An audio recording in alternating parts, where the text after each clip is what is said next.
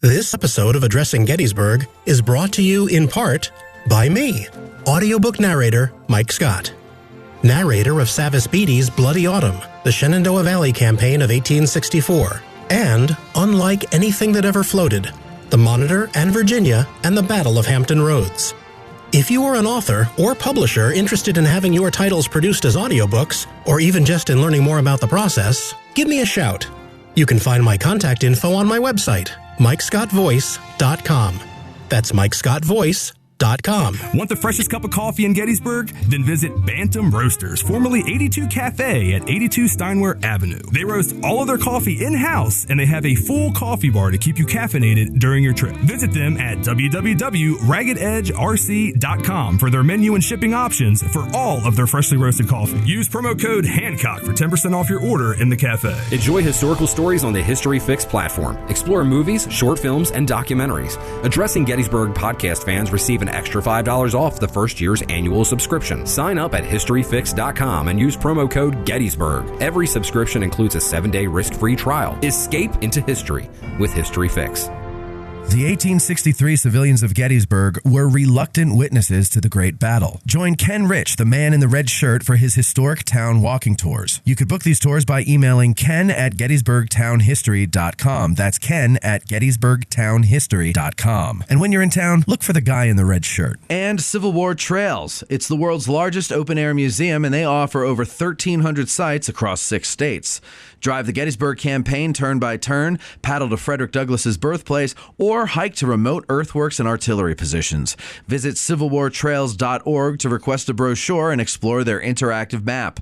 Follow Civil War Trails and create some history of your own. You're listening to Addressing Gettysburg. Hello, everybody. Welcome to this episode of Addressing Gettysburg's Ask a Gettysburg Guide. Today we are... No, this isn't Ask a Guide, is it? Is it? Oh, it is? Okay, then let's start again.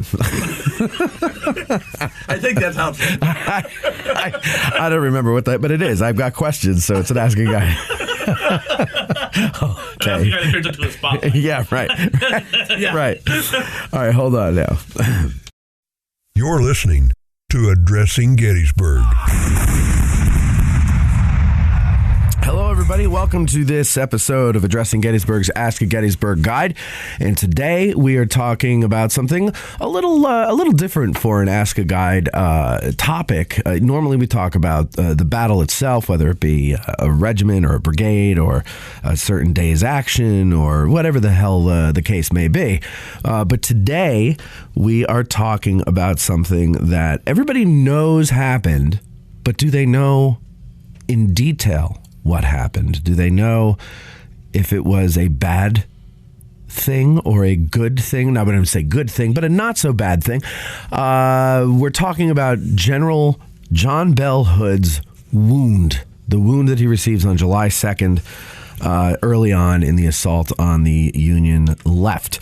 With us today is licensed battlefield guide and retired orthopedic surgeon. That's correct.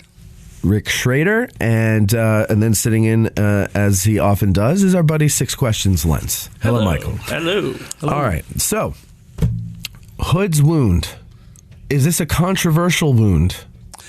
It's a wound that most, if not all, students of the battle know happened. Right. I guess you can decide how significant it was when you tear apart what happens down in Longstreet's assault in Hood's division. I think most people would say, with their understanding of it, that, yeah, this is a big deal. This wound changed a lot of things on July 2nd. And if it changed a lot of things on July 2nd, it changed a lot of things in the Battle of Gettysburg. Okay. As we get into this, where do you get the information about his wound? Was there a detailed report that the surgeon left, or? That's what prompted this, to be honest, Matt. I'm a retired orthopedic surgeon. I practiced orthopedic surgery for 33 years in Johnstown, Pennsylvania, and my specialty was complicated fractures. I was the guy who put motorcyclists back together. I was the guy who put ATV accidents back together. Luckily, in Johnstown, when I lived there, gunshot wounds were usually hunting hunting accidents, although like a lot of places in the world that has changed. So I had experience with gunshot wounds, not like working at Cook County in Chicago or any of the major urban centers. Right. But I was sitting in my home. I wasn't a guide yet, and I was reading a new book that I had that was written by Stephen M. Hood. And Stephen M. Hood, and he does go by Sam, is a distant relative of John Bell Hood. I remember when this book came out. Right. It came out in 2013. Mm-hmm. And it was entitled, like all good Civil War books, we know the title has to go on forever, John Bell Hood, The Rise, Fall, and Resurrection of a Confederate General. Okay. Why is that? I don't know. I noticed that Jim. too. Yeah. I noticed that too because we've been interviewing a lot of authors recently, and I run out of breath reading the title of their book. I know. It's like there's long. a title and then there's a subtitle that just goes on and on. It's basically the synopsis of the book is right on the cover there. Now you don't need to read it. Exactly. Well, I was reading this book, and again, it had to do with much more than John Bell Hood's arm injury. It had to do with resurrecting his reputation. Right. And the genesis to the book was Mr. Hood had come upon a chest that contained a bunch of personal letters from John Bell Hood to his wife. Mm-hmm. And it makes you wonder how many more of these things are out there we don't know about. I bet a lot. Yeah. And out of his study of these letters, he formulated some information that was very different about John Bell Hood than we knew. And I recently authored an article in Gettysburg Magazine, and the article is just about Hood's Gettysburg arm wound, and I'll talk about anything, but I mean that's what my knowledge level, what I'm here to talk about is. But as your listeners know, Hood is more than just injured in the arm. He sustains a really serious injury 3 months later at the Battle of Chickamauga.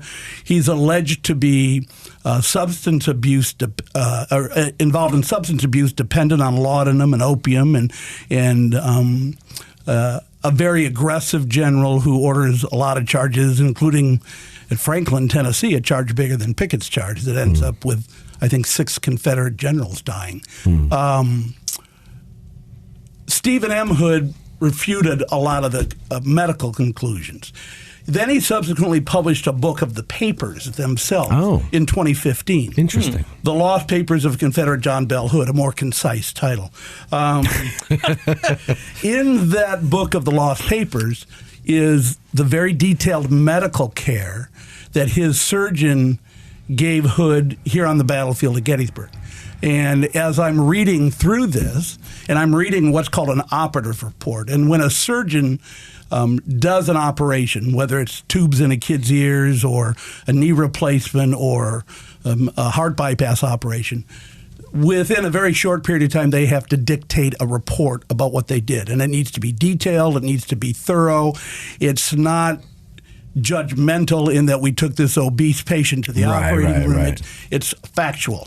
Do they? Because I was watching a show the other day, and they were performing surgery, and just as he made the incision, he noted the time. And is that what that's real? That's all part of the medical record. Now, the surgeon's thinking about other things. Usually it's the circulating nurse in the room that immediately looks up at the clock and writes down the time of the incision. I never... you never called the time out, no, because you're focusing on... And nobody was making a movie out of anything right. doing.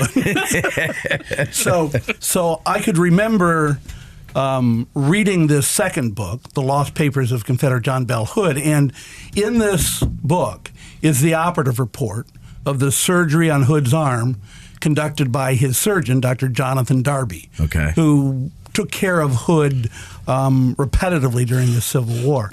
And as I'm reading this operative report, again, knowing that this is what I do when I go to work, I'm thinking, this doesn't match up with my concept of John Bell Hood's arm injury that I've carried with me since I started to be a Gettysburg nerd in 1988. So What was that concept? I thought, as an orthopedic surgeon, somebody who took care of extremity injuries, his arm was useless. It was often depicted as being in a sling for the rest of his life. His hand didn't work. I presumed he had an injury where he took shrapnel to what's called the brachial plexus, the nerve complex above the collarbone or high up in the arm, similar to what happened to Longstreet in 1864. And that would have severed nerves, damaged nerves, and made his arm useless. What I'm reading is that he had one wound at his elbow, where probably an artillery fragment, a piece of shell, went in his arm, came out his inner elbow, and broke the bone. When he was evacuated from the battlefield, he was taken to the Plank Farm, which is over on Willoughby's Run Road, over by Black Horse Tavern Road. And his wound was looked at by 4 different surgeons, Dr. Darby and 3 others, and they decided to do what's called a resection, not an amputation, a resection, where they remove the damaged part of the bone. Oh. That is basically the only alternative operation in the Civil War to an amputation. You've broken your leg, but we don't think we're going to have to cut the whole leg off. We're just going to remove the damaged part of the bone. Sometimes that was a good idea and sometimes it wasn't. Why wouldn't it be? Because if you create a gap in, let's say, a femur, the thigh bone, and you just remove the damaged bone, now it may not heal. And now you may actually end up with a leg that's less functional than an artificial limb. Got it. Because it didn't heal, it shortened. We've all seen pictures of these guys standing on 4-inch blocks because their leg is so short. Yeah. That's because they had complications with healing. Either infected bone was spitting out of the wound, or they resected and removed part of the bone. So when you remove the damaged part of the bone, the thinking is that it'll grow back? It may grow back, or the real thinking is... But that would take a long time. It does. Yeah. That's the good thing about being an orthopedic surgeon. Bones heal themselves. They don't always heal fast. Right. And sometimes they don't heal, but most of the time they do. The thinking is normally this extremity will be as good or better if we do this resection than if we cut the extremity off. Obviously. Yeah. And, I'm sure Hood got the benefit of the doubt because he was Major General John Bell Hood. I was going to ask you, would they have done that for a private? No. Yeah. Private Earl Swiderska probably wouldn't have had 4 surgeons look at his wound out at the They just would have hacked it off. Yeah. And what they did was they removed, and so I'm going to get a little medical and ask your audience to look at their left elbow. I'm going to do this too. They took out about 2.5 inches of the upper portion of his radius. So, like, if you put your thumb where the bend is, where the crease is in your skin, and then go 2 inches, 2.5 inches with your index finger. Okay. On the thumb side of your forearm, that's where the radius is. That's the bone that was injured. Okay. They took that much bone out because that's where the fracture was. Got it. And they didn't do anything else. The other bone, the ulna on the little finger side of the forearm, was a glancing blow, but it wasn't fractured. And even today, if people break the upper end of their radius, we can remove some of that, provided there isn't any major ligament damage to the elbow in addition to the fracture. Sorry to get so technical, but the elbow will work okay. And that's a treatment that I did many times in my career, where I would remove the upper end of the radius. Not quite as much as they took out with Hood, but it wasn't that unusual to do. The reports then by Dr. Darby go into his recovery. He did get infected, as 80% of all surgery did in the American Civil War. The infection ran its course and got better. And one of the things that should tip people off to maybe this wasn't so bad is that he's injured on July 2nd, but by the end of September, he's commanding down in Chickamauga on a horse, and he gets his right femur shot badly and undergoes an amputation of his right leg. And one should ask yourself, well, if his arm was so badly injured, how is it that he's able to be back in the saddle commanding men in combat in that relatively short period of time? Be that all as it may, Christmas Eve 1863, after his amputation is healed up. The same Dr. Darby is now doing an examination, I think, if I read between the lines, to release Hood to command again. Okay. And there's a very detailed summary of how his left arm works in December after the injury in July. And as an orthopedic surgeon who takes care of arms, as I'm reading through this, I'm thinking, holy crap, this arm works 95% normal. This is not at all what I thought had happened. And so that I can remember, I actually read the report like 3 times because I couldn't understand it. And then I remember walking from my library in my house in Johnstown to the kitchen and saying to my wife, as our 5 kids are running all over the place, there's a bunch of bullshit in this book about what happened to Hood's elbow. This doesn't make any sense at all. And she was, appropriately enamored with what I was talking about. But it made me stop and think, that just isn't right. And when you delve into what Mr. Sam Hood, the author, is writing about his relative in other spheres, I mean, this is pretty damning to this man's reputation and how it snowballed then. Yeah. And I thought, well, the least that maybe I ought to think about doing is setting the record straight as I see it as to what this orthopedic injury would be. So this is a groundbreaking show right here that we're doing. I don't know. I will admit, you know how the Civil War history world is. I thought, okay, Rick, you might be rewriting history here. This might make you a little nervous. But the medical facts are the medical facts.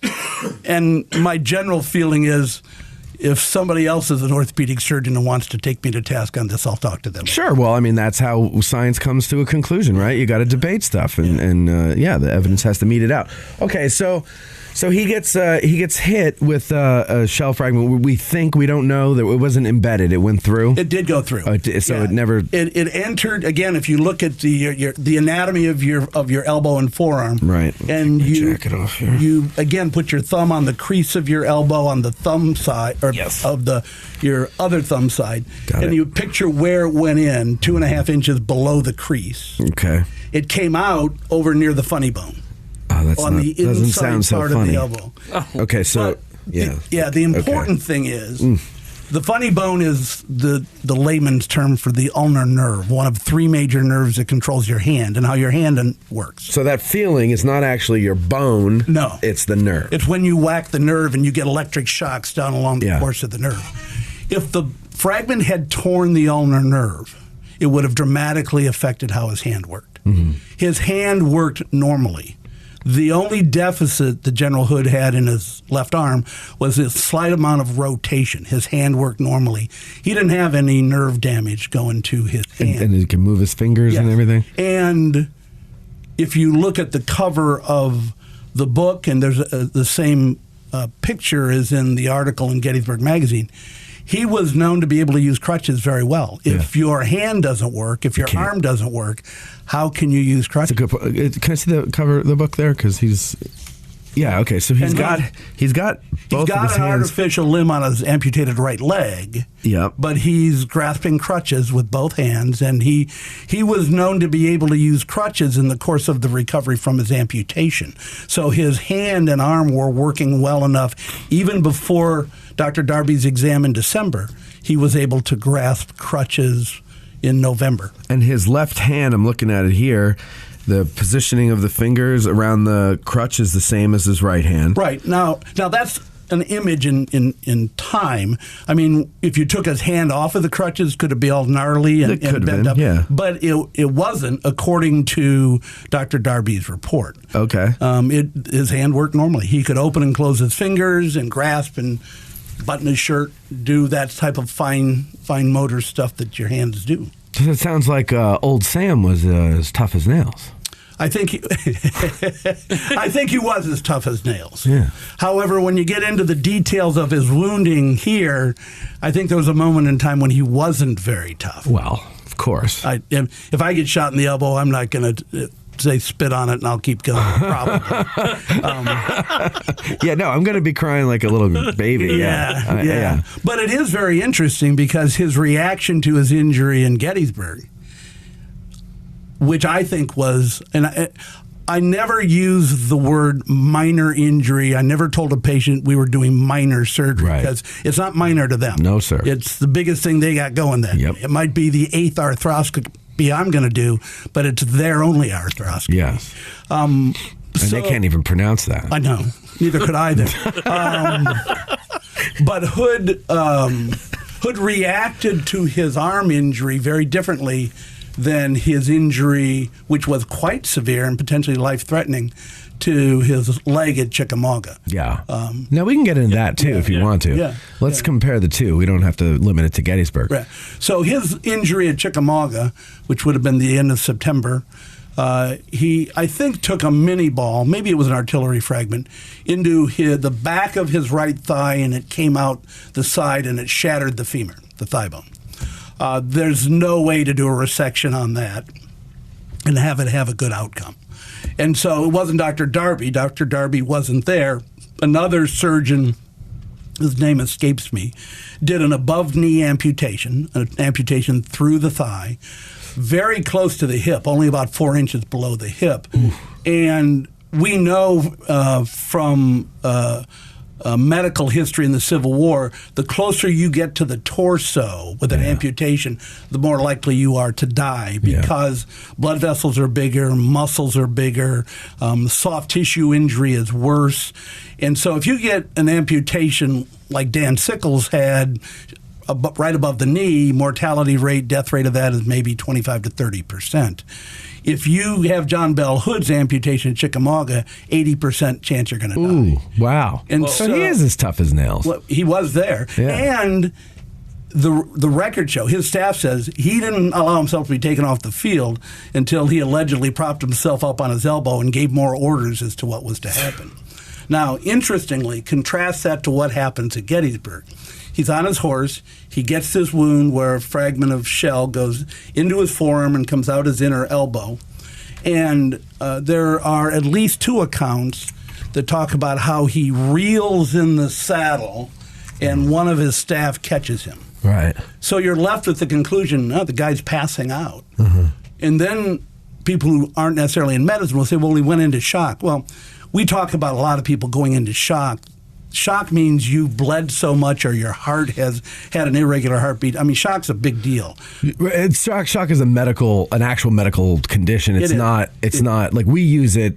I was shocked, and it's like, oh, look, he's going into shock, but it's really I think not. People often mix up after an injury fainting and going into shock. Yeah, I think most of us have had an injury where we broke a toe or hit our thumb or caught our hand in a door where we all of a sudden felt like we were going to puke and felt like we were going to pass out. Mm-hmm. That's called a vasovagal reaction. That's the medical term for fainting. Mm-hmm. And I think that's what happened to Hood when he had this injury. He realized he'd been hit. When that happens to you as an individual, it isn't always predictable it's going to happen. When I was in college, we were moving a piano in the dormitory I lived in, and I was the guy who played the piano, and they moved the piano and smashed my thumb, which kind of made it hard to play the piano for a while. Yeah, but I just about passed out from that, and I closed my door the other day, and I slammed my ring finger nail between the door and the door jamb. Right. And I swear to God, like this feeling I got, it was a combination of wanting to scream, cry, and pass out all at the same time. It was just this like awful feeling. And wait, the funny story though about moving a piano, I play piano too. Oh, do you? When I was in 7th grade, we had to move a piano out of one of the classrooms into another, right? And it was, a little spin it, on wheels. So it was easy. So me and the other big kid in our class got conscripted to move this thing, and so I'm walking backwards and we're approaching the door. Now, of course, we're stupid. We didn't leave the door open, right? So we're approaching the door. Right. And you know how the old schools used to have this door had 3 panes of glass in it, right? Right. Going horizontally. And so I stop at the door and I say, wait, and I don't realize that this is a heavy piano and my buddy's not going to be able to just stop it, right? Right. And so it pushes into me, and I don't have the doorknob in my hand yet to open it, and so my elbow goes right through the window. Oh, geez. And I got a nice little cut on my elbow. It didn't go deep or anything like that, but be careful when you move pianos, ladies and gentlemen. That's the moral of the story. won't go into the details, but we were actually moving an upright piano up a flight of stairs in a dormitory with 8 of us. And the hell was wrong with you? Why would you do that? I got the piano for $20, so I had to move it to another room. Anyway, the things we do when we're in college. Yeah. I mean, We're gonna live forever. Yeah, right. That's the crap. I would never try that. Yeah, my son said, "Hey, me and my 7 buddies are going to carry this piano up a flight of stairs." I said, "Are you effing nuts?" Exactly. But anyway, that's the reaction that can happen to even a minor injury. Yes. And again, I'm not going to refer to Hood's elbow injury as a minor injury, but it's not life-threatening. Is that what you mean by that? Yes. Yeah. Okay. He didn't go into shock. It wasn't that type of an injury. Yeah. How much would that have bled necessarily? That's a good question, Mike. Probably not very much. It did bleed because he is seen when he's put in on the ambulance. He's actually sitting up front with the driver, and one of the eyewitnesses describes Hood as sitting with a bloody bandage on his arm, and they actually talk about an artillery shell hitting a building near there. And Hood just kind of looked up was the description. So he might have even still been a little woozy or fuzzy from the reaction, but it would not have even come close to life-threatening hemorrhage if it didn't hit the artery, and it didn't. Okay. Yeah. Now, with apologies to the audience, I should have done this in the beginning, but you have mentioned a few medical terms, and I want to just clear them up. And I guess I didn't do them in the beginning because I didn't know you were going to say them. Okay. So, sorry. No, that's okay. So, and these are very basic words that everybody has heard and knows, but there's distinct differences between some of these things, and so I want to go over them. Okay. All right. In your left arm, is because we have the femoral artery in our leg, right? Yes. Is there just as vital an artery in the arm that if you sever it, you could bleed out like the femoral artery? Yes. What's that arm? It's called the brachial artery. Brachial artery. Brachial artery up in the armpit. The bloody armpit. The bloody armpit. Well, it's called the brachial artery when it gets down into the upper arm. Okay. Up in the armpit, and the medical term, and I've said this on your show before, in medicine, we have our own language, so you all don't understand what we're talking about. No kidding. The axilla is the medical term for the armpit. The artery as it comes through the armpit is called the axillary artery. Makes sense. It's probably about the size of your little finger or a little smaller. Okay. But it's a big artery, and Stonewall Jackson was hit in the brachial artery at Chancellorsville. And which is up here, not the pit. That's correct. Right, and he did go into shock from blood loss. Clearly, Dr. McGuire's description of Jackson when he gets to the hospital is he's in shock. He's pale, his lips are pursed, he's in and out of consciousness. That's what we call hemorrhagic shock. He lost enough blood to have his vital signs be affected. Okay. So arteries do what? They carry blood out of the heart and to the rest of the body. So it's like an interstate.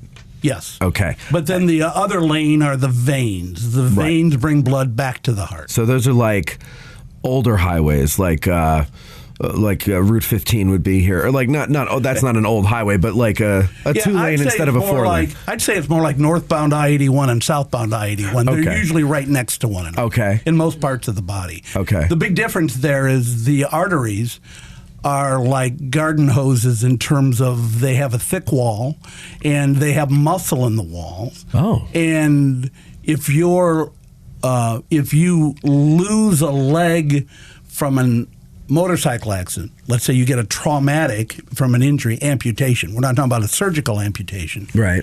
Those arteries will spasm off because of the muscles, and you'll rarely bleed to death from that artery if your leg is ripped off in a motorcycle accident.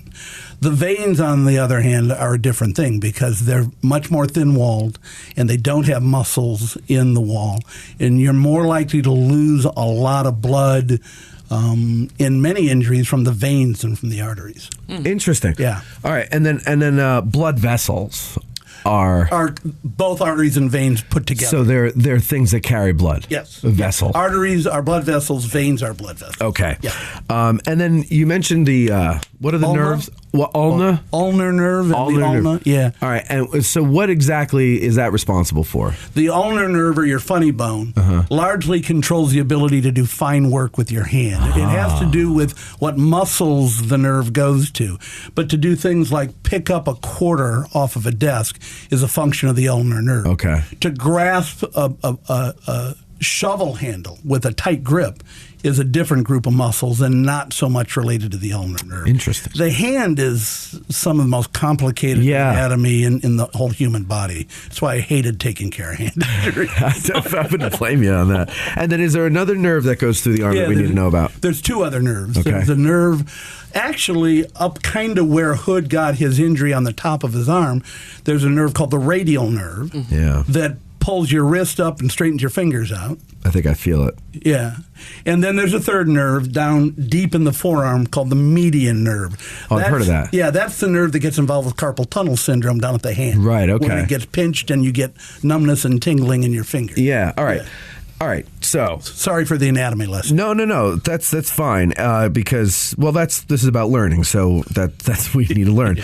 Well, it took me 8 years to learn all that. Took us 8 minutes. Yeah, but no, so that's good because you hear these terms and everybody's familiar with these wounds, and I don't think most of us have had any firsthand experience with ghastly wounds, especially Civil War wounds, and the way to treat them. So every little bit can help. Right. All right.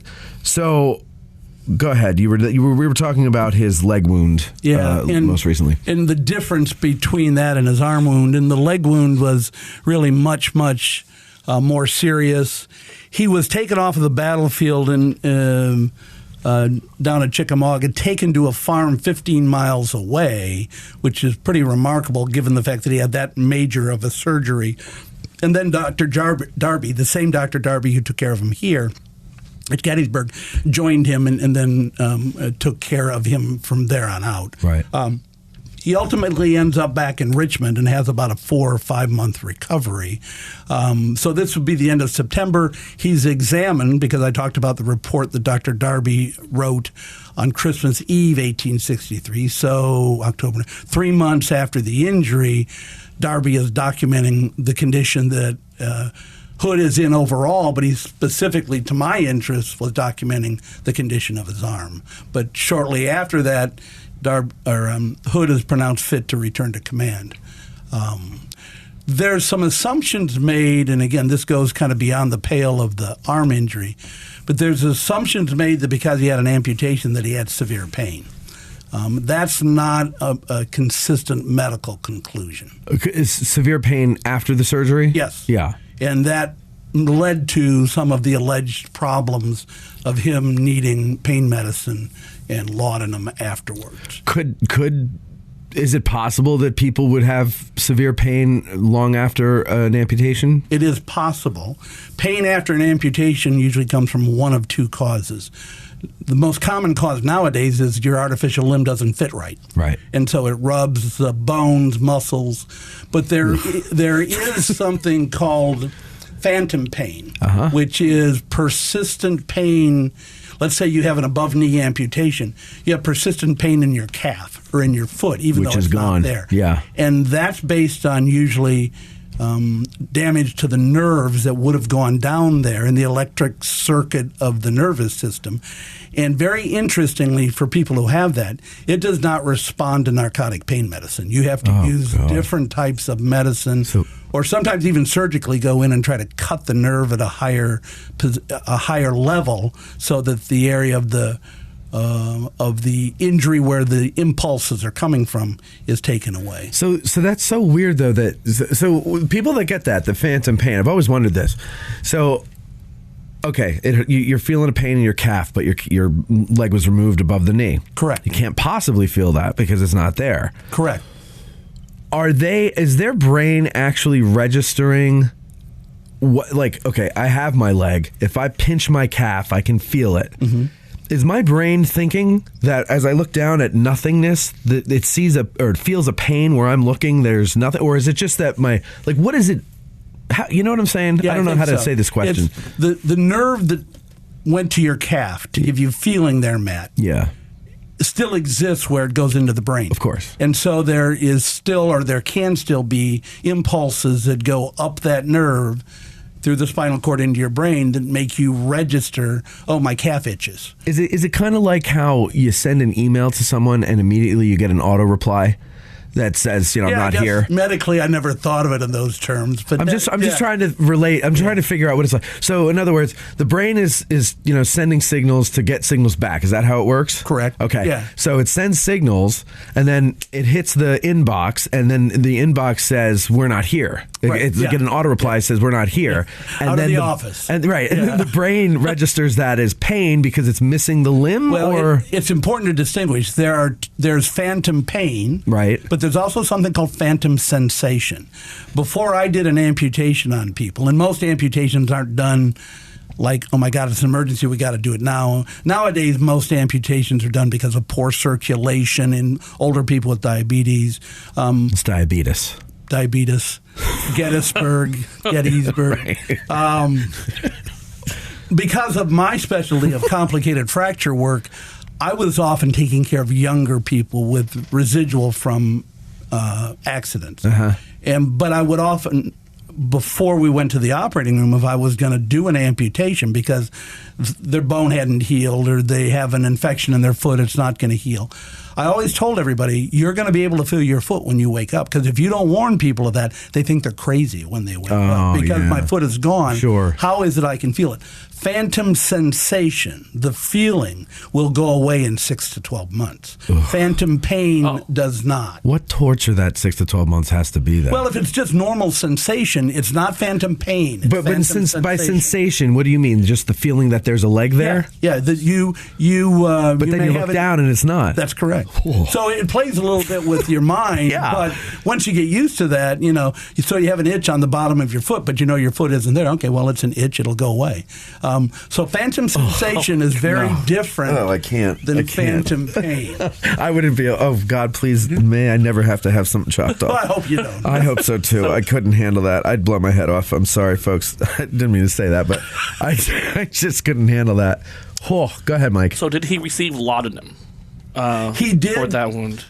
That's a really good question. When you go through the reports of Dr. Darby, especially after the amputation, he did receive laudanum. Okay. He received anywhere from... So if you had a total knee, and I was giving you a morphine derivative for pain, and we control pain a lot differently now than we did then, you might get 6 to 8 milligrams of a shot or an IV injection of morphine. Hood got anywhere between 15 and 60 milligrams of morphine after the amputation. But within a week, maybe 10 days, he was done taking morphine. Okay, that was my next question, is because one of the common narratives that comes out from his later 1864 career is that he's addicted to laudanum, and that's what causes him to order the attack at Franklin, and he's not completely there. Is there any basis to those narratives, to that story? I'll tell you two things about that. In all of the letters that Sam Hood found in that trunk to John Bell Hood's wife, now this is well after the Civil War, he dies in 1879, there's no discussion of pain, there's no discussion of needing pain medicine. The first reference to Hood having chronic pain and using narcotics was actually in a biography about Richard Ewell and a reference to Hood in 1940 without any primary source document, no citation of it. Oh. That gets carried forward into future biographies and worked into the story.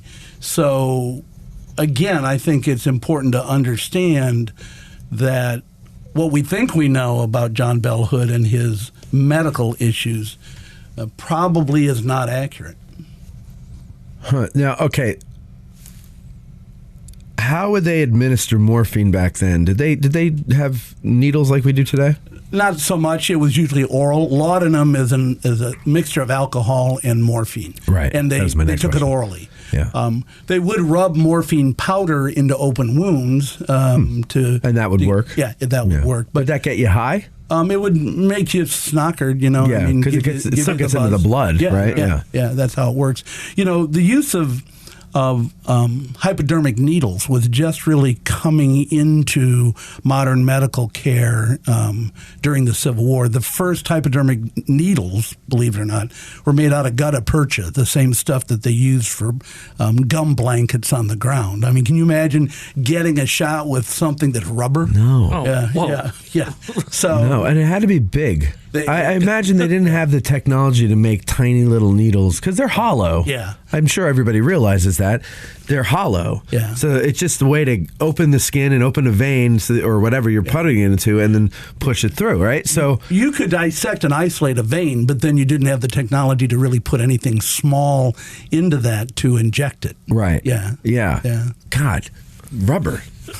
I mean, it was a hard rubber. Yeah, but was. Still, I mean, but you know, it's 1861, and it's not 2023. So. And they wouldn't have wiped you down with rubbing alcohol, or they wouldn't have known anything about that. No. So you're getting this dirty needle. You're lucky if the surgeon washed his hands. From the last God! Case. Oh, that's so gross. Earlier we were talking about amputating the leg, and Hood's wound was high up. Mm-hmm. I always wondered. Let's say I get shot right below the joint, the hip joint. Okay. Where the leg bone, the femur goes into the pelvis. Into the hip socket. Right. Yeah. Leg bone's connected to the hip bone. It is. Wait a minute. I got to write this down. So, what would you do? Would the guy die? Most likely, because you can't. How are you going to? Are you going to like remove it? Like you're going to pop it out of the socket? Is that how you take care of that? There is an operation called a hip disarticulation. Here we go with more medical terms. I remember that. Basically, disarticulation means you're going to take the joint, the articular surface, because it articulates. Yeah. Right. Okay. You're going to take the joint. You're going to take the head of the ball of the ball and socket joint out with the leg. And you're just going to be left with a socket, no femur. It's like eating a chicken. The mortality of a hip disarticulation in the Civil War was over 95%. Yeah, I would imagine. Because you're dealing with blood vessels as big as my thumb up around the... Yeah, and you can't... how are you going to get a tourniquet? You're not, right? You're not. And that's why... Again, we're here to talk about General Hood's injury, but I'll digress a little bit. When you read about General Hancock's injury, they put a tourniquet on. It couldn't have done anything because his injury is high. I always wondered that. High up in the crotch. Right. And a tourniquet wouldn't have done anything. Maybe made it bleed worse. Right. Yeah. Because they're putting the tourniquet on his thigh, I'm assuming. Correct. Right? On the side of the wound. And back pressure then. That's right. Yeah. And so now the blood's not going down, so it's coming back and it's going out the wound. Now, his wound didn't involve the femur. It involved the pelvis right behind the socket. So he didn't end up needing an amputation, but he also developed a chronic infection in the bones of his pelvis. We're going to have to do an episode about his wound. Yeah, we can do that. There's a lot. There aren't books written on his wound, although there's chapters in books written about his wound. Yeah. See, I get into all of this. No, I love this stuff, and I know members of the audience do too. All right, so continue on with the story of Hood's wounds here if you want to. Well, so he is operated on, he's put into a splint, and then he's evacuated with the Confederate Army when they leave. You're back to Gettysburg now. Back to Gettysburg, talking about his arm injury. It's interesting, the ambulance that he was in, he shared with Wade Hampton. Wade Hampton, if you remember, on July 3rd, gets his skull creased by a sword. Mm-hmm. And so Hood and Hampton are in the same ambulance, leaving Gettysburg. He's taken down to, I think, Stanton. Yeah, I think Stanton, and then ultimately to Richmond to recover from the arm wound. But he recovers pretty quickly. I mean, we're talking about he's back in command with an arm that is probably about 50 to 60% recovered, maybe 75% in the time that he went down to Chickamauga. It wouldn't have been as good as Christmas Eve, but it would have been recovering. I like how you said Stanton and not Staunton. Mm-hmm. If you go up and down I-81 enough, you learn about that. Yes. People, I hear people calling it staunton, and I don't want to be that guy, so I don't correct them, but I'll do it here because then it's like not directly, pointed at any one person. Okay, so his arm wound then is not as horrific as we've been led to believe. No. I mean, because I always thought it was like this mangled mess, and, they just didn't amputate it because they didn't have to, but it was just something that he just carried around with him in a sling. Well, not just you, Matt, but again, if you go through the article that I penned, I'm sorry to keep referencing that, but it's kind of... It's fine. I'm counting on it making me famous. Every biography about Hood since, the 40s, 50s, talks about the severe nature of his wound. But do they go into the detail of his wound? No, because I think what I would say is we didn't have the detail of his wound until 2015 when Sam Hood, who interestingly in his first book, which was published in 2013, also referred to his relative's injury as severe and disabling, but only when you go through the medical report in the subsequently published book do you realize it wasn't severe and disabling. Interesting. So, and, I think the most recent book on Hood that I cited would have been about 2018 or 2019. And if you follow every biography of Hood or discussion of Hood and his role and was specific to the arm injury, back to about 1880, everybody's talking about the severe nature of this injury. But if you get the primary source documents, the ORs and the reports within 10 years, 15 years of the injury, it's not characterized as a severe injury. So there was something that changed that made it look different. And what I learned about this, and again, I'm not a writer, historiography is a scary thing, the history of writing history. Yeah. Because this is a great example of how that can go awry. Sure. And for those of us who are students of history in any fashion, I mean, you need to remember that what you're reading may or may not have accurate. That's why the real historians talk about going back to primary document, and not secondary sources. But even the primary documents, they have flaws with them. They may, but we can't do any better than that. But if you go, right, exactly, and if you go back to them, it'll be easier for you to kind of sift through, because you're right. If you go to secondary sources, that person could misunderstand something they read from a primary source, or just kick it forward. I think that's what happened. Okay, I just think it gets kicked forward. Well, in 1938 we said this, so in 1952 I'll say the same thing. In 1964 I'll say the same thing. Where did he find the reports? They were letters and reports that were in the documents. So the reports in the chest. So the reports were with the letters. Yes. Interesting. Yeah. God, could you imagine? So if they never found that, we would not be having this discussion right now. That's correct. And,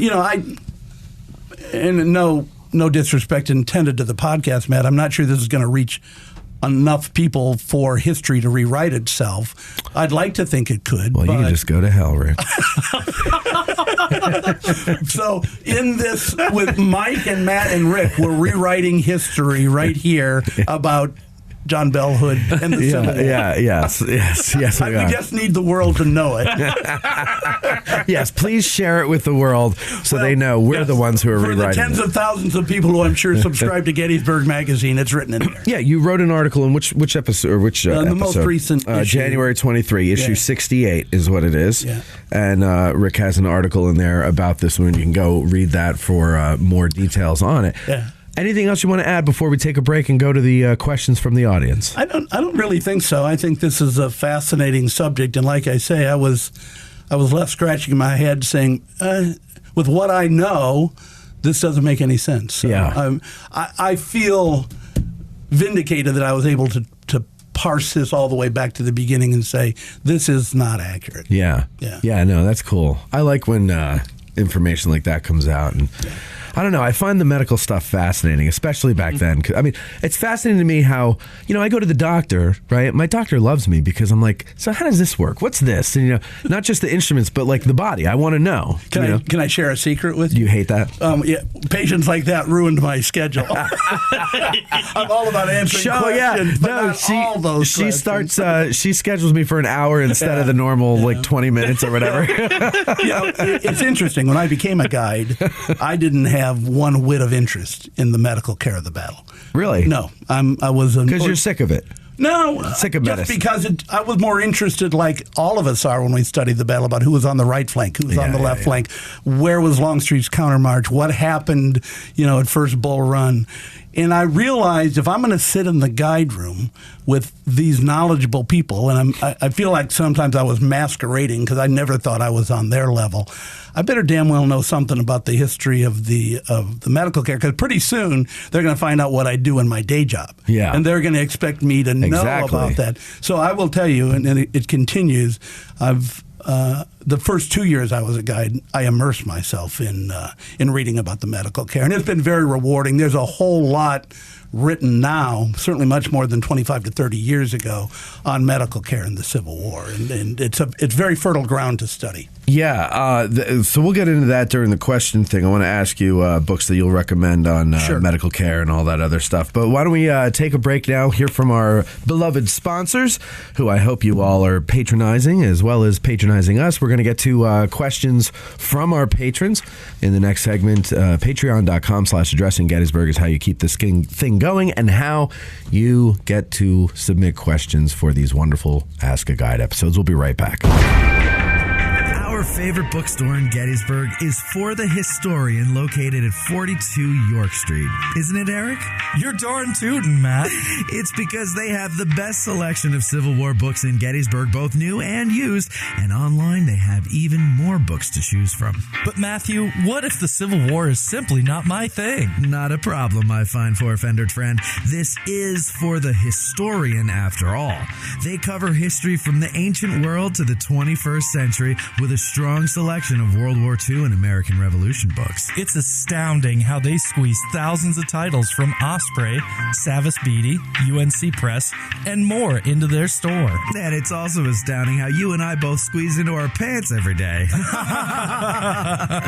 Well, handsome, they have a warehouse too, and that's where they keep all those books that are available online at forthehistorian.com. And folks, if you go to forthehistorian.com now and order books until you're blue in the face, be sure you mention that you heard about them on Addressing Gettysburg in the Note to Seller box, and they will refund your shipping costs. What if I prefer to browse in the store and don't want to go online to get my books? Great question, Doodlebug. Just mention Addressing Gettysburg at checkout, and they'll take 20% off the retail price of your item. So go to forthehistorian.com, stop by 42 York Street, or call 717-685-5207. That's forthehistorian.com or 717-685-5207. Seminary Ridge Museum and Education Center, Gettysburg's premier museum, is housed in the historic Lutheran Seminary building constructed in 1832, a witness to the first day of battle. The museum's 3 floors of exhibits connect visitors to the dilemmas that led to the Civil War,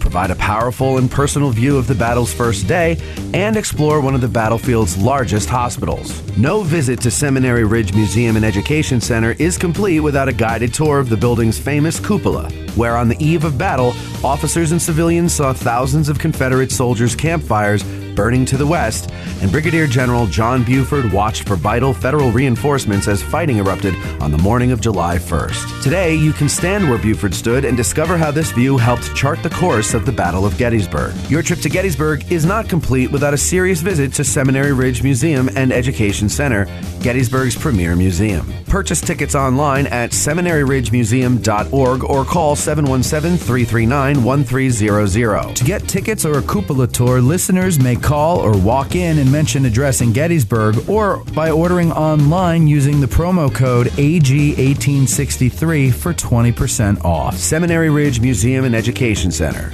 It began here. There's a devil to pay. If you're a lover of history, then go to trhistorical.com. There you'll find apparel, drinkware, decor, and more featuring a wide range of interests from the ancient world to the Cold War. Looking to make an impression with the perfect gift? Well, TR Historical now offers gift cards and a vintage wrapping service for a truly unique presentation. And our listeners will receive 10% off plus free shipping in the U.S. when you use promo code GBERG1863. So go to trhistorical.com, TR Historical, for the love of history. You've heard us promote various ways that you can help us keep the show going, but one way we haven't pushed too much is our sutlery at addressinggettysburg.com/shop. That's a shame because we have designs over there by talented artists like Ty DeWitt of 1863 Designs and Mike Stretch of the Heritage Depot. So now we're promoting it. Buying shirts, hoodies, mugs, and other items from our sutlery not only helps us keep the lights on, but it also helps guys like Ty and Mike, and it helps spread the word about the show every time you wear an item or you sip from your mug. So head over to addressinggettysburg.com/shop and grab some merch. It's the perfect Christmas gift for the Gettys nerd in your family. That's addressinggettysburg.com/shop. Hey, Gettysburg business owners. Winter is just around the bend, and you know what that means. No tourists. But just because people aren't coming to you doesn't mean you can't bring your business to them. If you ship, you're still in the game. And if you're a seasonal business, the time to advertise for your next season is in the off-season when people are making their plans. So what's an affordable yet highly effective way of reaching those people?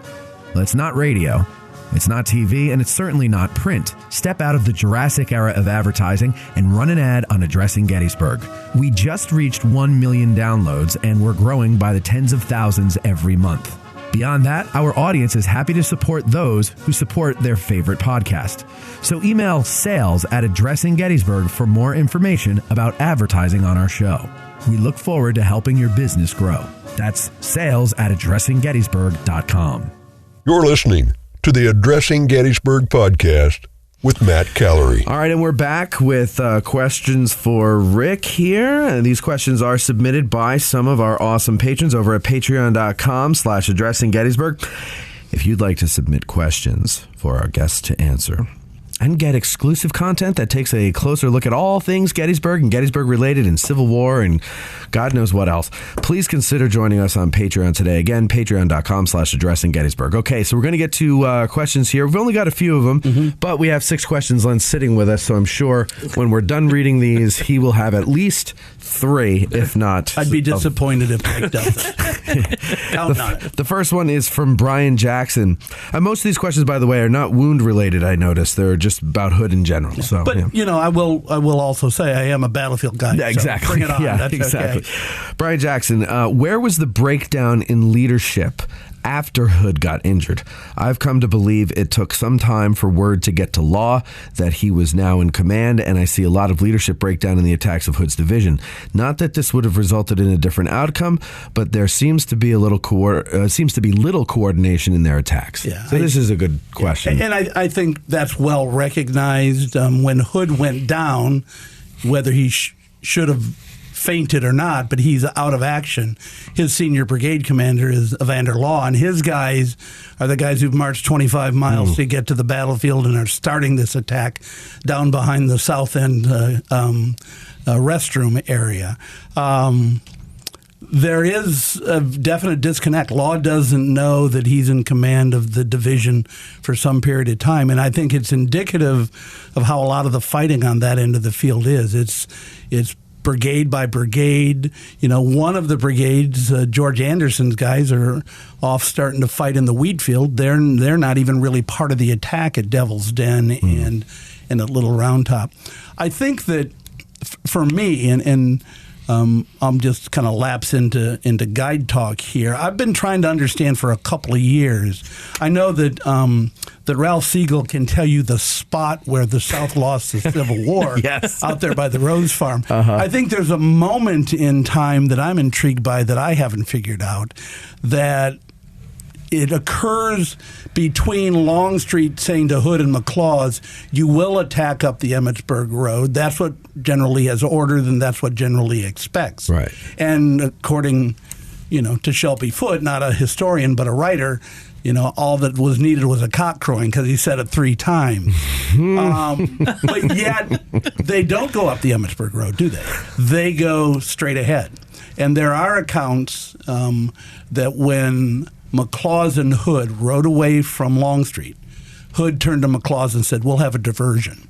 And yet, there's points in that attack where Longstreet accompanies some of his brigade commanders. So somehow he wanted an attack up the Emmitsburg Road because that's what the boss ordered. But yet he does come on board to accompany his brigade commanders and division commanders, not moving up the road, but moving from west to east. But he couldn't go up the road because the Union Army was in the way. That's correct. So he had to divert. That's correct. But Diverge.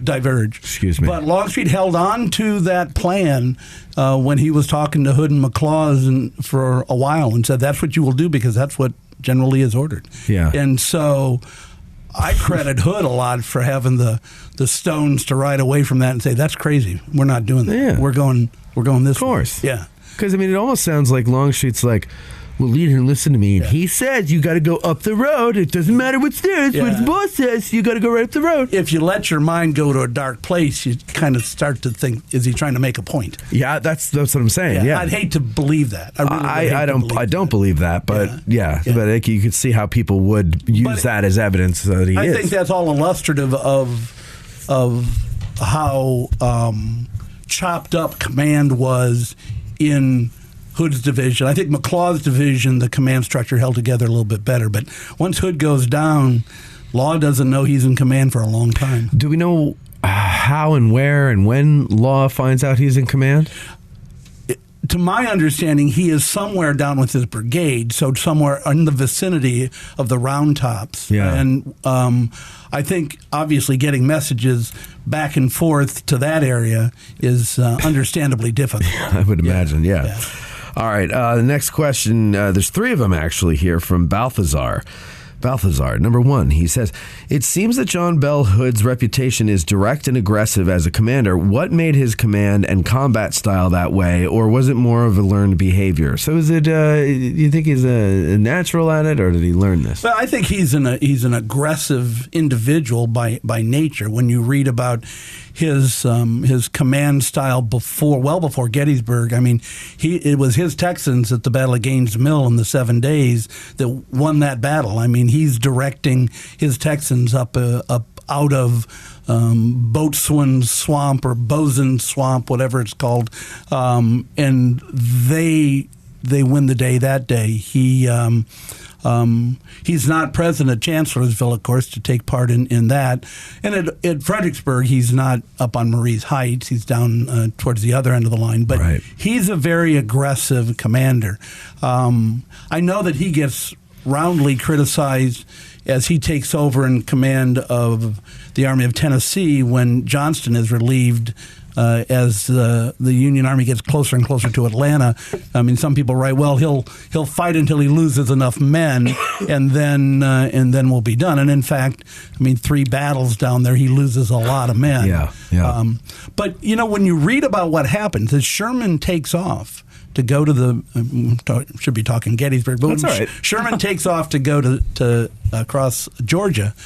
Hood is kind of trying to backtrack and attack his supply route, the railroad from Chattanooga down into Atlanta. So he's trying to go back that way. It's only after that he moves down into very northern Alabama and comes up through Franklin and ultimately loses the battle at Nashville. But, he's a very aggressive guy by nature, I think. Yeah, I think so, too. What were the differences in Southern and Northern medical teams by 1863? Was it more overlap, or did separate medical practices / surgeries appear? When I read that question, I thought, that's a really good question. It is a good question. Because when I do medical tours, I make the point, and for guides, we often make a point on a general tour. These generals on both sides of the fight all knew each other. If you look at the top 14 commanders in this battle, only one of them didn't go to West Point. Sickle.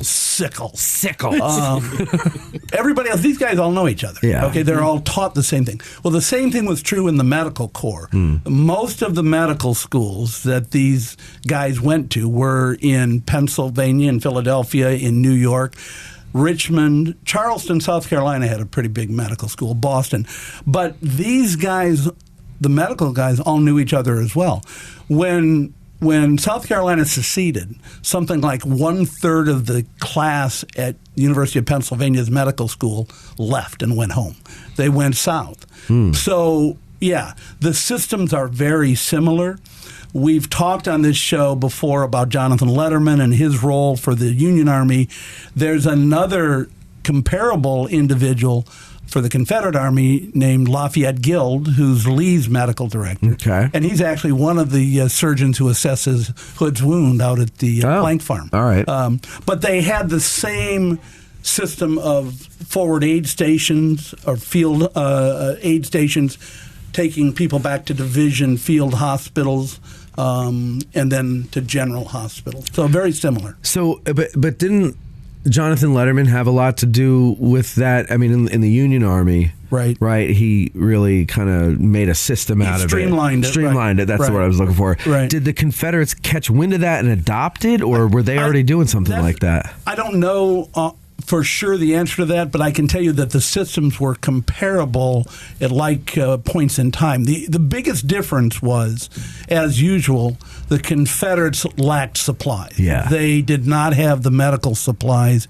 Interestingly, on day one of this battle, when the Confederates capture the Lutheran seminary, that's now a Union hospital with Union doctors operating in there, the Confederate surgeons take all the instruments from the Union surgeons, and when they leave, they take them with them. And so the doctors out there don't have any instruments until the Sanitary Commission and the Christian Commission show up.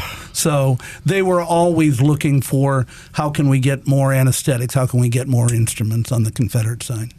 And then his final question is, how was Hood evacuated with the Army after the battle? Any stories of his recovery post-amputation? Well, he didn't get his arm amputated. Yeah, so I was a little confused by that. I don't know if if the questioner is asking about the amputation down at Chickamauga, if he's talking about his Gettysburg wound, there wasn't an amputation. That's the whole point of the show. Right.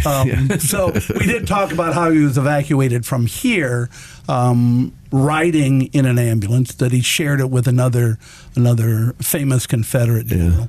And if we're going to talk about the Chickamauga wound, I think I touched on that. He's evacuated 15 miles after the amputation, which is a heck of a ride. And he got pretty sick. There was a point after the amputation when it got infected, Darby didn't think Hood was going to live. Really? Yeah. But remember, his operation should have resulted in death 4 out of 5 times. So, yeah, right. And so if you got infected back then, there was no penicillin. No antibiotics. So you had to just let nature take its course. Yes.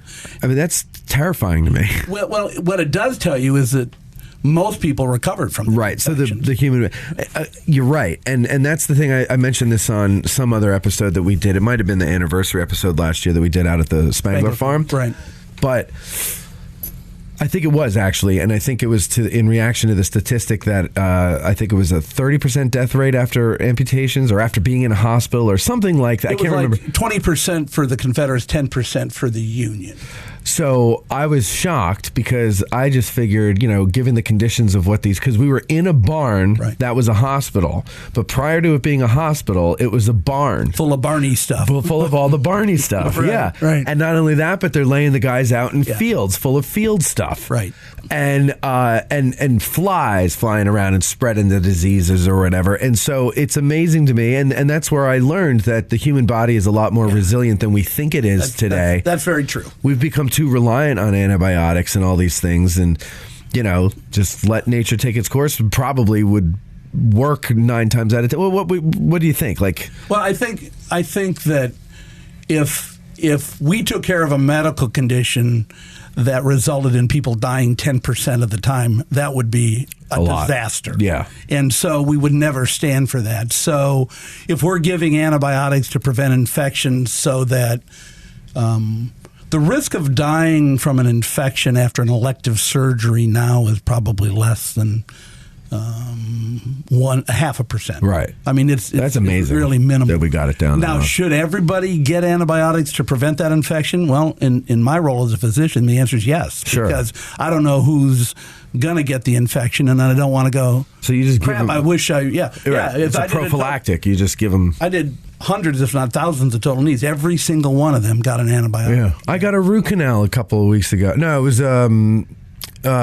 was prior to the root canal when the dentist realized I needed a root canal. Right. He, patched up my tooth because he was going to send me to an endodontist, and he's like, in the meantime, here's a what? I hate the dentist. They told me 2-shot Rick when I go to the dentist. You need 2 shots? I can barely even listen to this. Yeah, we're talking about Novocaine, not alcohol. Not alcohol, right? 2 shots of whiskey before you sit in the chair. No, Sorry, I didn't mean to interrupt. I'm actually, they told me I'm a very good dental patient. I just lay there and let them do whatever. Because what am I going to do? I'm going to struggle and fight with them? Just get this over with, I'm usually breaking the arms of the chair. Well, I do find that I curl my toes and I cross my feet, my legs at the feet. Yeah, I curl everything I can. Yeah. But anyway, the dentist, patches me up, and I had an appointment. They got me an appointment the next day with the endodontist, and he goes, but I'm going to give you antibiotics to take. And he goes, even after you get the root canal, just take it for a few days. It's only like 5 days worth. Just take it. And I was like, why? And he's like, well, it could get infected. It's really inflamed. I think there's no doubt that we jump quicker than we should to antibiotics. Yeah. It's why antibiotics quit working after a while. Yes. The bugs are going to take over the world anyway. Right. We've seen that in the last 4 years. Sure. And resistance in bacteria comes from giving out antibiotics. You kind of make a point, like when the whole COVID thing was happening, and they're talking about all these treatments, and then before there was a vaccine, we got to have a vaccine and everything. I was like, I think I'm just going to try to catch it, and because But I feel like it's okay for me to say that because I don't get flu shots. I've never had the flu, knock on wood, until recently. My whole life, if I went 3 years without getting a cold, that was normal for me. And now I get them like every 3 months. So, I'm also old. I'm going to step on some thin ice here. You'll find as you get older, Matt, that your risk of everything. The very young and the very old are the ones who are really at the highest risk. And should we be passing judgment to say, well, that's not everybody, but you know what? The very young are our future, and the very old are the people we owe it to. Thank you, Whitney Houston. Yes. You believe the children are our future. I do. No, I understand that, and I'm not debating the whole political thing about the vaccine and everything. It's just that my personal way of handling things is because I learned years ago, I forget where, but I was watching some medical thing, and they were talking about how you should let your kids, when they're little babies, put everything in their mouth because that's how their immunity builds, right? Yeah. And even as simple as a joke on The Office where Dwight Schrute was making a joke about how like they have dirt laying around so that the kids build up their immunity. Like there's a truth to that. Well, that's what daycares are for. That's why their kids get. My grandkids stayed home on paternity and maternity leave and were very healthy, and then you got to put them into the and then they're sick all the time. Right. Yeah, but we get better. Like I think when I was a kid, I had strep throat like every year. Until I was maybe 10 or 11, right? And then after that, never had it again. Yeah. Ear infections, same thing. Yep. It's just you get these things. We tend to grow out of the childhood illnesses, but then you grow into the older person illnesses. Well, then it's like more like conditions, right? Exactly. You get high blood pressure and diabetes and gout and all these horrible things. Yeah, exactly. All right, Mike. Now 6 questions. We're done with the questions people submitted. Do you have any on tap? Yeah, actually I do. And this might seem like a stupid question, but was John Bell... No stupid questions here, Mike. Was John Bell Hood right-handed or left-handed? He was right-handed. Okay. Yeah, so... Good for you for knowing that. Obviously to his advantage. Yeah, in this case. Yeah. And, when you take care of arm injuries, that's the first question you ask people. Are you right-handed or left-handed? Because if somebody makes a living playing a violin or somebody makes a living doing a road work, their arm injuries are of very different nature. And did anyone write of his contemporaries or himself after the war about having any pain or lasting impacts from this arm wound? No, and in fact, I think I might have mentioned this. When you look at the correspondences that Mr. Hood found in that collection of letters, there's no indication, no communication, no discussion whatsoever of pain between Hood and his wife. So it wasn't a part of his life that you could see, at least in those letters. Or, I mean, could it possibly be that there was, but he just didn't bother to talk about it because it was a given? Like, it was chronic? And yeah, I think that's possible, but I think most of us would admit that if we're going to complain to somebody, we're probably going to complain to our spouse. And certainly his contemporaries would have commented on him, either the look of his arm or things like that. Or him wincing all the time. Yeah. There are accounts written after the war of people describing Hood's appearance before the attack at Franklin as being somewhat somnolent, not being wide awake, and the supposition that it may have been related to laudanum. But again, this is well after the war. In fact, after this has started to kind of be speculated upon. Okay. Yeah. So, okay. Yeah. So, I for me, I just don't see that Hood was a drug addict. I just don't see. Maybe it's because I want to give him the benefit of the doubt. I don't know. And so how did John Bell Hood die? Tragically. So he has one leg and supposedly a crippled arm, but he gets married, and they have 11 children, 2 sets of twins. And he's living in New Orleans. All my limbs, and I can't get one. He's living in New Orleans, and a yellow fever epidemic sweeps through the city, as was common. Yellow fever, a viral illness communicated by mosquitoes during the warm weather, but a problem in the South.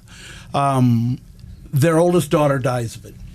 I think 2 days later, his wife dies, and the next day he dies. Oof. And they leave 10 orphaned children. My God. One of the really touching aspects of this is the Hood's Texas Brigade Association takes those kids under their wing. Good. They provide them with homes. They provide them with education.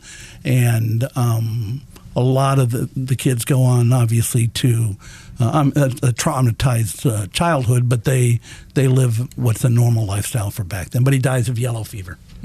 Yeah. So those are all my questions. All right. And now, so I've got a couple of questions here, back to the medical stuff. Gunshot wounds. You mentioned you've handled some gunshot wounds. Obviously, the big difference today versus then was the soft lead versus the full metal jacket of modern bullets and stuff. I mean, but there are some modern bullets that still are kind of a soft lead, like I'm thinking of 22s. Those are... Yeah, I'm not a gun guy. I tell people on tours, I've never been in the Army, and I've only been shot at once. I was a soccer referee and got shot at a soccer match. You're kidding me. No, they missed. But, obviously. Actually, it was kind of scary. Wait, like shot in your general direction or shot at you? I was in the middle of a soccer tournament with thousands of people, and a guy up on the hill got pissed off and started shooting down into the... Oh, jeez. And did hit an 8-year-old in the shoulder. In the shoulder. This was in Johnstown? Yeah. Holy... when did this happen? Oh, gosh. Early 1990s, mid-late 1990s. So it's just this crazy guy on a hill? Or did he it's a have, long story. He didn't like the fact that this big open field where he used to hunt and ride his ATV was now a place where they were playing this terrorist sport soccer. Yes, he it's was un-American. Drinking and shooting at chipmunks, and it just got out of hand. Okay. Supposedly. I'm picturing the guy in The Jerk who's shooting at Steve Martin at the gas station. And Steve Martin's like, somebody doesn't like these cans. He really hates these cans. Born a child. Yeah. I learned more about firearms injuries by taking care of the injuries than obviously ever firing guns. Well, yeah. And, a 22 is a 22, but a 22 bullet that hits you in a bad place can kill you. Sure. It's a lot different, with a deer slug and that sort of thing. I will say that modern missile injuries are much more devastating to bone because of the high velocity bullets that we now have available. than even in the Civil War. So, no, wait, hold on. This is controversial, I think, because everybody's led to believe that Civil War wounds were worse because it hits the bone, it shatters the bone, you can't put it back together again. The modern bullets go so fast, they clip the bone and it will go right through it. They'll hit the bone, but then the bone will explode. So that was, okay. I mean, so in other words, they were bad in the Civil War, but they're worse now. So Civil War, let's say I get hit here, okay, and for you people at home, you can't see, but I get hit in the forearm, right? Yeah. This area here, maybe I don't know, a couple of inches around, might be shattered. But wait, hold on. Now, if I get hit with a modern bullet, there'll be a hole here, but maybe a fracture going down the whole of the bone. If in the Civil War injury, Matt, if the bullet hits one of your forearm bones, it's soft lead. It will deform, and then it'll tumble through the soft tissues and blow out a big opening on the other side. And you'll, depending on how much energy is left in the bullet, the bone will break. It may shatter if it's got a lot of energy. If it doesn't, you may just get a longitudinal crack in the bone, and the soft tissue injury is really bad. Because of the high velocity of modern missiles, the entry wound may be very small, but the damage to the bone may be extensive and the soft tissue is extensive. Okay. Because it's the velocity, the transfer of the momentum. And it's like JFK's head wound. Well, yeah. Goes small in the back, blows out the front. Right. Not from the grassy knoll, ladies and gentlemen. I know. Remember, kinetic energy is 1/2 mv squared. There we go. Now that's exactly. I was just going to say that. It's the velocity of the bullet that brings the energy in, and so modern day wounds can be devastating. Yeah, almost unreconstructable. Really? Yeah. Oh, that's amazing, because I thought that it was better if you had a choice to be hit with a soft lead or a full metal jacket. Oh, I'd take the soft lead. Really? Oh my gosh, yeah. Now, if you were shot, let's say, in the shoulder, would you be able to, with a modern, full metal jacket bullet, would you be able to go to school the next day? Class if it hit the bone? Yeah. No. Well, if you went, let's say it went clean through your shoulder. No. I mean, there would be enough injury to the soft tissues. You're going to be in bed for a while. Into ballistics, but I mean, the damage that occurs from the energy imparted isn't just to the bone. It's like this shock wave that goes. You probably. Your listeners have seen that slow motion video of bullets going through blocks of Jell-O. Yeah. I mean, that's what the bullet does. You're right. And around the bullet, there's like a cloud, almost like an invisible force field of energy. We call it the blast zone, or the zone of injury. And what I got to do when I take somebody like that to surgery is I got to clean up the dead and devitalized bone, but I got to, even more importantly, clean up the dead tissue. And you can't always tell how much of that there is, which is why people have to go back to surgery on 2 days, and then 4 days, and then 6 days. Okay. So I do remember, now that you mentioned the ballistic gel, I remember seeing a video that was explaining just what you just said, and it showed the ballistic gel in slow motion to illustrate the point that this little bullet goes in really fast, but look at all the damage it's doing around, and then it all closes up. Okay, that's interesting. All right, and then the last question I have is, second to last question, is compound fractures. So today, you get a compound fracture, the bone comes through the skin or whatever. Right. We can fix that. How would they have been able to fix that back then, or would that have been an amputation? Most likely it would have been an amputation. Yeah. Because there's really, again, not any understanding of infection. That's more likely to get infected than if you were screwing around with your messmate and running out of the tent and fell and broke your ankle and it wasn't a compound fracture. Right, you could set that. Which happened, yeah. Sure. But by definition, every gunshot wound that breaks a bone is an open fracture. Yeah, right. Okay. And then finally, you mentioned some books and how more books are being written about medical and everything like that. What are the books you have in front of you? And then what are some good medical books that you recommend? Because I love that stuff. The books I have in front of me are both Stephen Hood's books about John Bell Hood, both the resurrecting of his reputation and then the papers themselves. I didn't bring it with me, but on medical tours, I hand out a bibliography of probably 8 to 10 books that are recent on modern medicine. And I would, off the top of my head, I would tell you, if you want to learn about the hospitals in Gettysburg, you go to Greg Coco's book called A Vast Sea of Misery. And 2 years ago, another book, Bullets and Bandages, was written by Jim Gindelsberger, who I know Jim. He's from Johnstown. Could you help me get him on the show? I bet I could. All right, and I know he has spoken for PCN. So he's not afraid of media? No, not at all. Oh, okay. He's happy to talk about his book. If you want to buy one book and read about total medical care in the Civil War, disease, injuries, Alfred J. Bollet, Bollet. It's called Triumphs and Challenges in Medical Care. And then the obligatory subtitle is Medical Care in the Civil War. Right.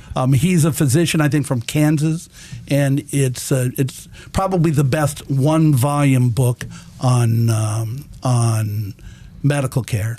And there's a biography about Jonathan Letterman called Surgeon in Blue that I'm forgetting the author's name, but it's very good. Okay. So that's a good start for people. And do you have? I'm sure you have a digital version of that bibliography, right? That you print off. I can. Can you send that to me, Sure. and I'll put it in the show notes for this. Sure. If I remember to. Yep. No, you send it to me, and I'll do it. I will. All right, that's it, ladies and gentlemen, for the show. I hope you enjoyed this. I know there's a lot of people that love medical shows, and let's have you come back on and do one about Hancock's wound. That'd be fun. I'd love to. I mean, we can talk about Armistead, Hancock. Yeah, well, we did Armistead, didn't we? Yeah, we did. We did, yeah. His story's actually kind of short. Yeah. Well, he doesn't live very long after getting hit. Yeah, he shouldn't have died. Not much of a story, but yeah. We'll do that. And Mike, thanks for sitting in as always and contributing your questions. And ladies and gentlemen, thank you for listening. Thank you to the patrons for sending their questions in. And one more time, patreon.com/Addressing Gettysburg. That's how you help everything happen. Thank you so much, folks. Have a good one. All righty. That was great fun. Need a Corps badge or other insignia for your uniform? Then check out the Badge Maker. Here's what some of his satisfied customers had to say. Miranda said, I ordered an identification disc from Joe and it's fantastic. He hand-stamped it exactly as I wanted. Greg said, my unit has purchased from him in the past quality badges and good service. And Jerry S. says, the Badge Maker is the go-to place for accurate replica Civil War badges. So go to CivilWarCorpsBadges.com and attach a message with your order saying you heard about him on Addressing Gettysburg. Our hearts so stout have got us fame, for soon 'tis known from whence we came. Wherever we go, they dread the name of Garryowen in glory. Instead of spa or drink down ale and pay the reckoning on the nail, no man for that shall go to jail from Garryowen in glory. Instead of spa or drink down